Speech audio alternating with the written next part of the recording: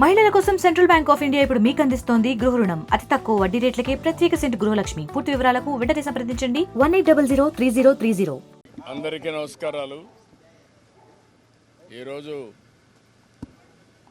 సీతారాం యేచూరి మరణాన్ని జీర్ణించుకోలేకపోతున్నాం.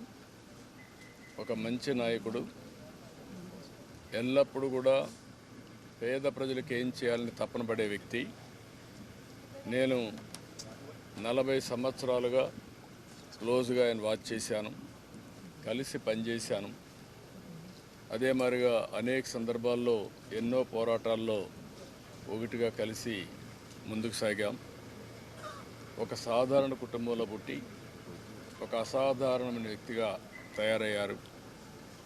ఎక్కడో కాకినాడలో పుట్టిన వ్యక్తి ఢిల్లీ యూనివర్సిటీకి వచ్చి జేఎన్టీయూలో స్టూడెంట్ లీడర్ ప్రెసిడెంట్ కావడం, అక్కడి నుంచి కమ్యూనిస్ట్ సిద్ధాంతాల పట్ల ఆసక్తి కనబరచడం, అందులో చేరడం, అక్కడి నుంచి కూడా మీరు చూస్తే అంచెలంచెలుగా ఎదిగి జాతీయ స్థాయిలో పార్టీ అధ్యక్షుడయ్యాడు. ఆయన ఎప్పుడు కూడా కమ్యూనిస్ట్ పార్టీ సిద్ధాంతాలకు కట్టుబడి పనిచేశాడు.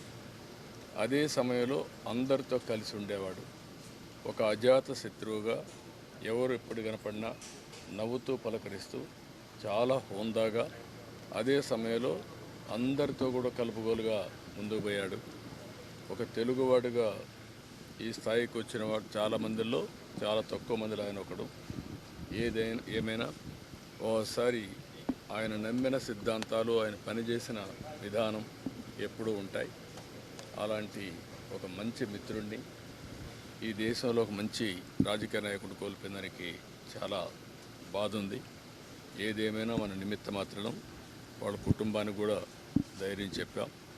అందుకే నాకుండే ఒక సన్నిహిత సంబంధంతో ఎట్టి పరిసరం రావాలని చెప్పే ఉద్దేశంతో వచ్చి నా నివాళులు అర్పించాను. ఎప్పుడు కూడా మనం చేసిన పనులు శాశ్వతంగా ఉంటాయి.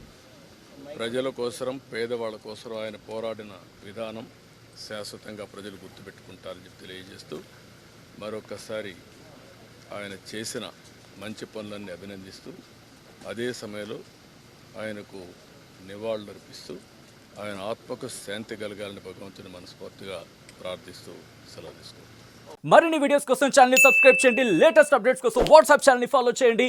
అండ్ లింక్ డిస్క్రిప్షన్ లో ఉంది.